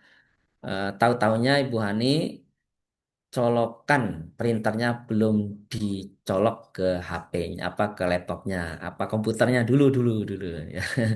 Nah, ini salah satu. Jadi harus sabar tuh kalau IT support gitu. Mungkin itu ya, dari saya Bu Hani, sukses buat teman-teman di Esa Unggul. Salam saya buat rektor, buat dekan, Ibu Hani. Insya Allah nanti mungkin kapan-kapan nanti kami silaturahim ke Esa Unggul, atau nanti teman-teman dosen Esa Unggul nanti juga mengisi seminar di kampus kami seperti itu. Sehingga nanti mungkin kita akan tuangkan dalam MOU, sehingga ini adalah salah satu implementasi dari MOU kita dalam bentuk sharing knowledge. Mungkin seperti itu Bu Hani. Salam sekali lagi untuk Pak Rektor, Pak Dekan, Ibu Dekan mungkin. Sekali lagi saya ucapkan terima kasih. Lebih dan kurangnya. Assalamualaikum warahmatullahi wabarakatuh. Waalaikumsalam warahmatullahi wabarakatuh. Terima kasih Pak Jul, luar biasa tadi ya pemaparan yang disampaikan, diskusi bareng dengan teman-teman gitu. Jadi kita sekarang boleh ya Pak buka sesi diskusi lah dengan teman-teman karena kebetulan memang mereka tuh jadi penggerak bangsa ya Pak, bukan penggerak Ya, bisnis dan juga tadi mantap. penggerak bangsa. Jadi Ya, silakan ya. teman-teman boleh bertanya secara langsung ataupun juga boleh melalui chat. Kalau melalui chat sih sudah ada satu orang nih Pak yang bertanya. Yang langsung ada nggak? Raise hand. Ada? Ini karena untuk audit teknologi informasi ini adalah salah satu skill ataupun juga kompetensi yang memang harus kalian kuasai dengan baik nantinya. Siapa tahu nanti kan kita nggak tahu ke depannya mungkin kalian ingin menjadi auditor ya Pak, auditor. Nah Yes. kita sambil menunggu teman-teman yang lain mungkin bertanya gitu kan. Mungkin sama Pak, mereka juga menggunakan ChatGPT mungkin ya untuk bertanya atau gimana? Boleh, Karena boleh, tadi bebas. disinggung karena Ya, tadi boleh. disinggung-singgung AI ya. Jadi mungkin itu tadi mereka karena penggerak bangsa, penggerak AI gitu kan. Dan Nggak kita bukan masalah. generasi ya kan, kita bukan generasi ya kita sama sih Pak, generasi ke-8 masalahnya. Perlu kerja keras. Iya, iya, iya, iya. Oke, baik Pak. Ini saya bacakan terlebih dahulu dari Imelda. Jadi dia ceritanya ingin menanyakan kepada Dr. Zulkifli terkait audit sistem informasi. Berdasarkan penjelasan Bapak, diinformasikan ada area-area audit. Bagaimana topik ini bisa dijadikan untuk tugas akhir? Perlu menggunakan framework nggak Pak? Seperti COBIT atau sejenisnya? Ya, Silakan Pak Jo. ya. Terima kasih ya. Eh, apakah itu bisa menjadi topik penelitian? Jadi nanti saran saya sebenarnya, apapun konteksnya itu sebenarnya bisa menjadi konteks penelitian. Caranya nanti, Mbaknya, ya, nanti coba ya, saya coba ini ya.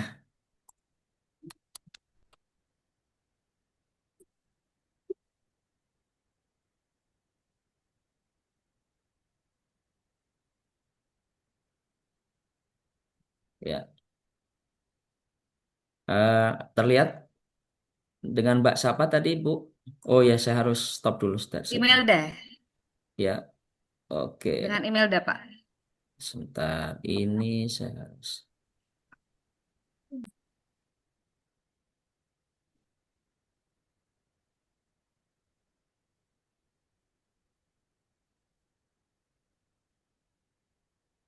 Mbak Imelda, kelihatan nggak software yang saya share?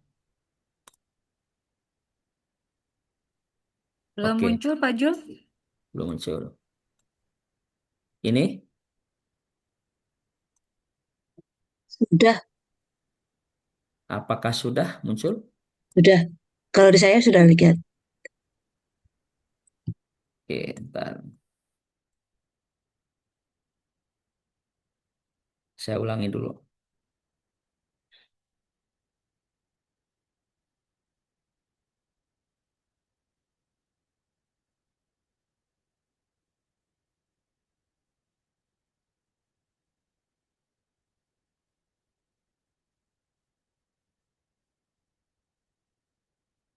Ya, yang ini terlihatkah?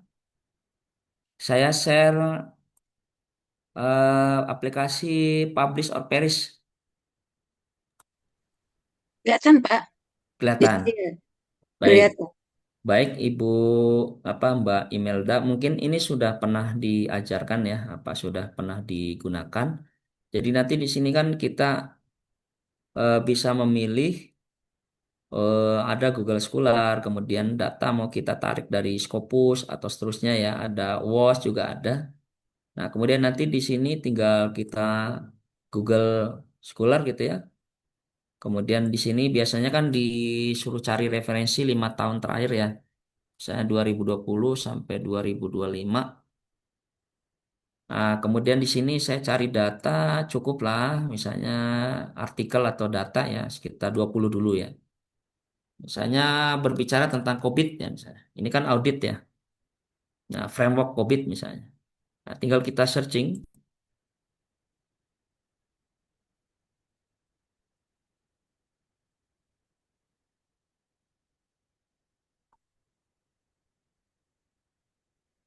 Oke, sebentar.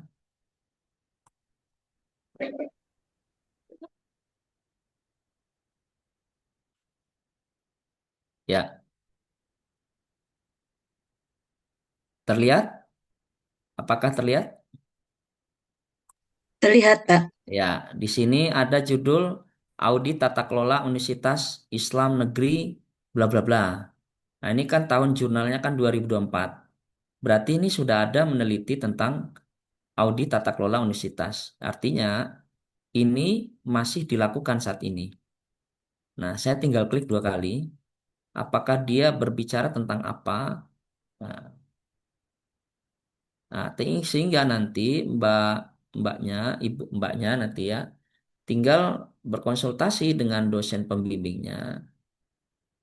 Pasti dosennya akan menginstruksikan untuk mencari 10 atau 20 jurnal atau bahkan lebih ya untuk mencari gap dari riset yang akan kita kembangin nanti seperti itu. Jadi kalau saya ditanya apakah ini bisa menjadi topik penelitian ya sangat bisa. Kemudian terkait dengan framework apa yang kita pakai, kamu pakai COVID atau apapun ya bisa sekali. Atau framework-framework yang lainnya gitu. Nah ini saya stop dulu ya, saya stop. Nah, ini adalah yang saya dapat di publish or perish tadi. Nah, ini kelihatan kan? Nah, ini adalah nih audit tata kelola Universitas Negeri Sultan Syarif Kasim nyata sistem menggunakan COVID 2019. Nah, ini adalah dia lah baru dipublish nih bulan 1 udah setahun. Nah, biar nanti misalnya wawasan kita lebih luas ya nanti kan tergantung dari dosennya bisnis pembimbing. Mbak kalau bisa cari dulu dah yang artikel yang terindeks Scopus dulu atau terindeks WOS dulu gitu kan mungkin penelitian-penelitian yang internasional sudah lebih luas bahkan lebih eh, sudah lebih improve seperti itu jadi seperti itu jawabannya Bu Hani. Oke, baik. Terima kasih Pak Jum. Saya menggunakan device yang satu lagi. Siap. Kemudian ada lagi tadi yang di chat berikutnya ya. Jadi ceritanya mungkin memiliki keinginan untuk menjadi seorang auditor. Kira-kira gitu kan, skill ataupun kompetensi apa yang harus mahasiswa, saya bilang mahasiswa lah ya, teman-teman saya di sini harus kuasai. Karena itu di chat kalau tidak salah pertanyaannya demikian. Ya, baik. Apa saja yang harus kita punyai ketika kita skill apa ya? menjadi auditor. Ya, tentu saja pertama dalam segi skill teknis ya, kita kalau bisa memang punya background misalnya pernah develop sistem atau pernah dulu terlibat dalam pengembangan sistem, baik itu entah jadi analis sistem atau desain atau apapun itu tentu saja akan bisa membantu kita ya lebih pada pengayaan ketika kita melakukan audit ya gitu. Nah, kemudian berikutnya ya kemampuan komunikasi tentunya. eh, ini yang menjadi persoalanan juga ya. Terkadang ketika kita, ini kan kalau orang-orang teknikal itu kan terkenal dengan ada juga yang tipe-tipe ya mungkin ngomong seadanya dan seterusnya ya. Tapi memang ketika menjadi kita auditor itu kemampuan komunikasi, public speaking dan seterusnya itu memang diperlukan juga seperti itu. Tapi yang jelas ini yang saya rasakan ya, yang saya rasakan ketika saya menjadi auditor misalnya, ya saya punya background dalam pengembangan IT yang baik itu dalam bentuk software maupun hal-hal yang lainnya. Nah, kemudian tentu saja ya kita harus punya referensi, membaca referensi framework-framework untuk audit. Audit itu ada COBIT, kemudian ada yang lainnya, kemudian atau misalnya standar-standar yang memang kita sudah bangun platform kita oleh industri. Nah, seperti itu Bu Ani. Baik. Terjadi ternyata tadi untuk Thomas ya, Mas. Jadi itu adalah beberapa apa ya skill ataupun juga kompetensi dasar mungkin yang harus kita Ya, kuasai. Sekiranya kita memang ingin menjadi seorang auditor profesional, gitu ya, ya. Oke, baik. Tadi mahasiswa. Kalau sekarang dari konteksnya adalah dosen nih, Ibu siap. Kartini, Pak. Ya, siap. Jadi Ibu Kartini itu bertanya dalam chat. eh, Mohon izin Pak Dr. Zulkifli, dalam penelitian yang diajukan atau yang sudah lolos, yang luarannya aplikasi, kemudian melakukan pengembangan aplikasi dengan mengintegrasikan AI. Pertanyaannya, apakah dibolehkan mengintegrasikan aplikasi yang dikembangkan tersebut dengan AI? Oh, tadi konteksnya yang tadi Pak Jul sampaikan ya, menggunakan Gemini dan AI dan lain sebagainya. Oke, mohon silakan Pak. Ya, jadi eh, kalau ditanya apakah bisa kita koneksikan dengan AI, sangat bisa ya Ibu ya. Jadi sekarang ini saya sudah melakukan dua pengembangan aplikasi yang bersumber dari sistem informasi, yaitu ChatGPT yang digunakan oleh Pak Bupati Kabupaten Pringsewu. Jadi sebelumnya saya mengembangkan aplikasi sistem informasi Sewati namanya. Jadi Sewati ini singkatan sarana efektif, saya lupa ya. Yang jelas itu sarana efektif untuk melayani masyarakat Pringsewu. Mulai dari proses pengajuan KK, kemudian pengajuan akta kelahiran, pengajuan akta kematian, kemudian pengajuan dan seterusnya banyak hal. Nah, dari sistem informasi ini ternyata Pak Bupati itu ketika mengambil kebijakan itu terkadang mengambil informasi-informasi dari Sewati itu terkait dengan data-data biografi eh, apa namanya masyarakat Pringsewu. Nah, ternyata Pak Bupati ini ternyata itu merasa masih lama. Pak, bisa nggak sih dibuatin chat GPT aja sih? Saya ingin nanya gitu tentang Pringsewu aja skopnya. Jadi kalau saya nanya pendapatan per kapita saat ini masyarakat Pringsewu bisa dijawab. Kemudian rata-rata masyarakat Pringsewu itu yang diabetes berapa umurnya. Jadi hal itu sudah kami lakukan. Nah, misalnya apakah boleh misalnya kita melanjutkan sistem informasi ke AI itu sangat boleh. Dan itu yang saya lakukan juga di dunia kesehatan tadi. Yang tadinya hibah pertama saya itu adalah melakukan prediksi, membuat aplikasi untuk prediksi kelangsungan hidup gagal jantung menggunakan multi algoritma, baik itu SVM, kemudian neural network, kemudian ada ada 5 ya kemarin itu, termasuk destination tree dan seterusnya. Nah, saya sekarang melanjutkan membuat dalam bentuk chat GPT gagal jantung, sehingga harapan ini yang AI ini bisa digunakan secara masif oleh masyarakat global, baik itu kabupaten, provinsi, nasional, bahkan internasional. Dan itu akan saya masukkan hibah ke penerapan apa namanya penelitian terapan untuk luaran model PT Strip LM ya kalau nggak salah. Seperti itu Bu Hani. Oke, makasih banyak, Pak. Ya, kebetulan Siap, saya memang mau mengembangkan aplikasi juga, tapi itu digital marketing, Pak. siap. Nah, terus nanti rencananya em, mau diintegrasikan khusus untuk apa namanya pelayanan customernya aja. Karena judul saya itu digital marketing pada pelaku home industri kreatif UMKM gitu, Pak, di Desa Kadugenang. Jadi khususnya untuk hanya untuk pelayanan customernya aja gitu. Iya, Maksudnya yang boleh. lainnya enggak. Boleh Ibu.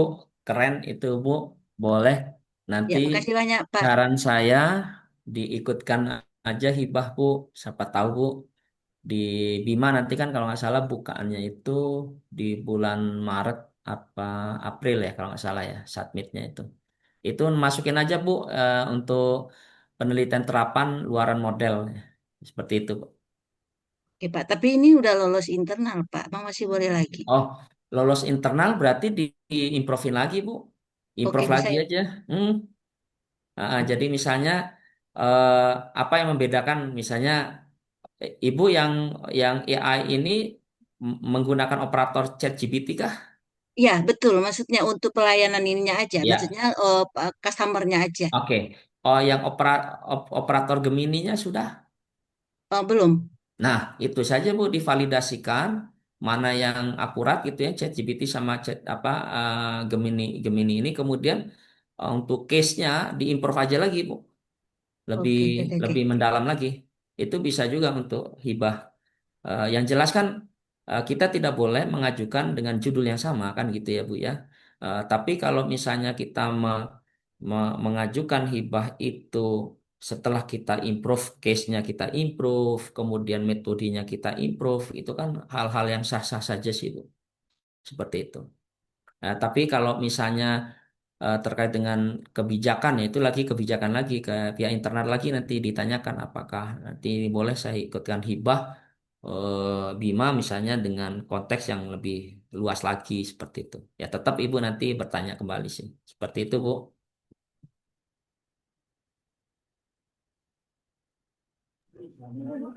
Gimana? Cukup ya, Bu Kartini? Cukup jelas penjelasan dari Pak Jul. Ini masih ada satu pertanyaan, Pak Zul, Ya dari silakan. di chat dari Hakim ya. Ya. Oke, jadi Hakim ini bertanya, Pak, boleh nggak diberikan contoh penerapan integrasi perangkat digital berbasis cloud? Soalnya kemarin dengar-dengar ada penyedia cloud terbesar yaitu Cloudflare akhir-akhirnya sering down. Hmm.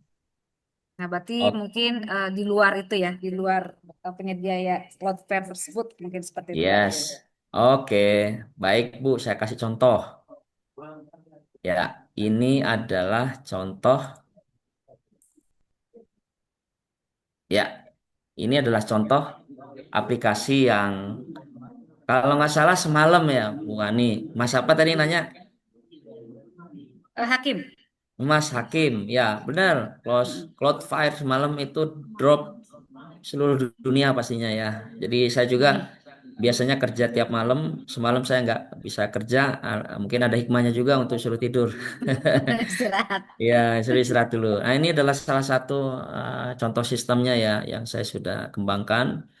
Jadi ini adalah aplikasi yang diterapkan di LDK 2. Jadi ini untuk dosen PNS DPK, Bu Hani.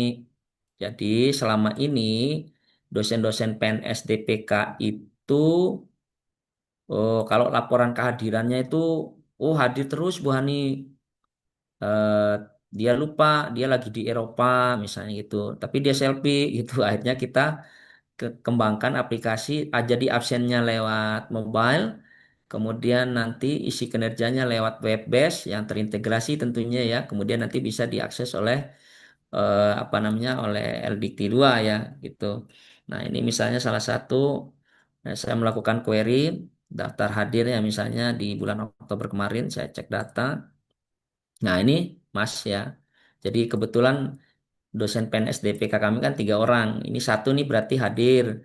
Nah, kalau misalnya kosong, berarti ini dia nggak hadir nih Bu Ani. Kemudian dia tanggal 6, 7, 8 dah hadir. Nah, seperti itu. Nah, ini adalah salah satu. Jadi total dia hadir bulan itu adalah 23 kali hadir. Kemudian dia apa namanya hadir yang bawahnya 25. Nah, ini nanti ini diakses oleh operator PT ya. Jadi misalnya saya ingin lihat kehadirannya, oke Ibu siapa nih? Oke. Terlihat ya Bu ya? Terlihat ya? Nah, Ingat Pak Jul. ya misalnya Bu Sukarni.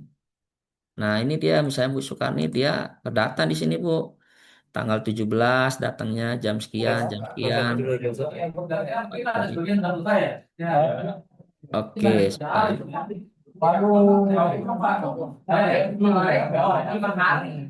Nah, misalnya dia masuk jam sekian, keluar jam sekian. Nah, sini keluar semua nih. Nah, ini Mas salah satu contoh implementasi kami sistem cloud ya. Nah, sebenarnya Cloudflare ini, kenapa kita menggunakan cloudflare.com ini sekali lagi, ini untuk mencegah serangan brute force dari DOS ya, server ya, secara berulang-ulang kali ya. Waktu itu kan terjadi fenomena itu ya, misalnya dia sekali klik itu dinyerang terus servernya akhirnya bikin down. Itu. Nah, akhirnya ketika kita menggunakan Cloudflare ini, sebelum dia mengakses dia ke cloud dulu, server cloud dulu, seperti itu. Nah, seperti itu ya Mas ya. Bu Hani, seperti itu jawaban saya. Oke, baik. Terima kasih Pak Jul. Ini Ya. sebetulnya kalau kita open terus pertanyaan itu akan lebih 1 kali 24 jam nih Pak Jul.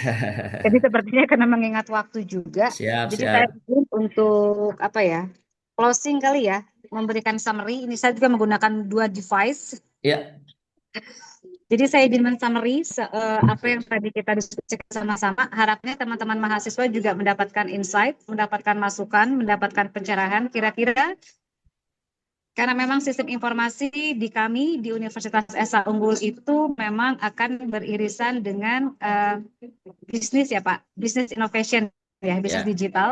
Jadi tentunya audit apa ya, audit sistem informasi akan menjadi kunci utama untuk ya, menjamin juga untuk apa ya Pak, memastikan teknologi tersebut aman, efisien dan juga ya, selaras dengan strategi bisnis tentunya. ya. Jadi paparan yang tadi disampaikan oleh Pak Dr. Zulkifli juga tajuknya juga keren banget gitu kan, bahwasanya sekarang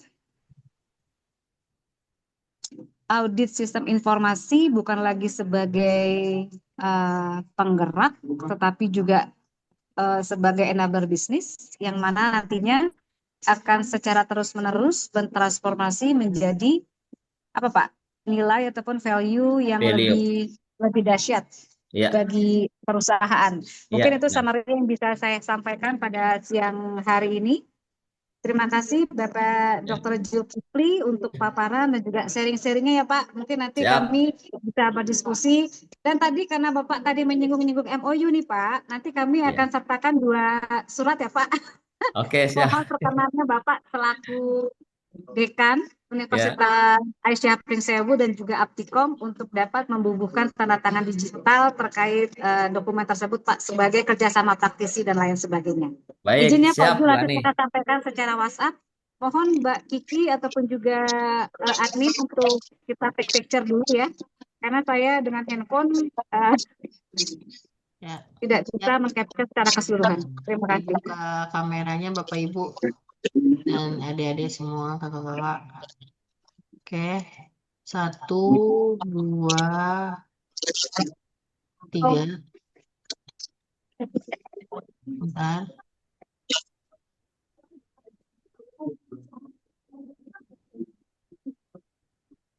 Ya, 1 kali lagi. 1, 2, 3. Slide berikutnya.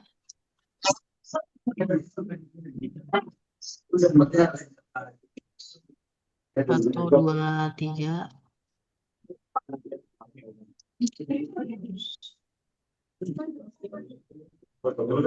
Slide berikutnya 3, 2, 1.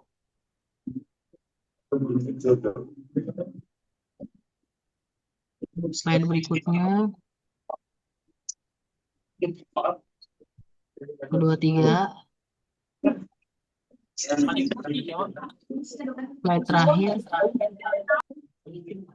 Ini kelas kita sudah dapat belum? Oke, terima kasih Bapak Ibu, semua kakak adik-adik. Iya, terima kasih Bapak Zulkifli, teman-teman Ya, terima mahasiswa kasih Bu semua, Ani, juga semua teman-teman ibu dosen yang lain. Terima sekalian. kasih banyak.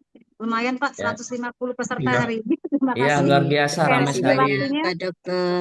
Ya, kurang 5 sekali. panjang, nanti akan kita lanjutkan di sesi berikutnya ya Bapak. Terima kasih. Siap. Ya Ya, ampun.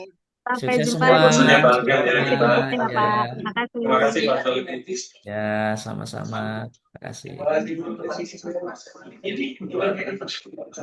Baik ya, Bapak.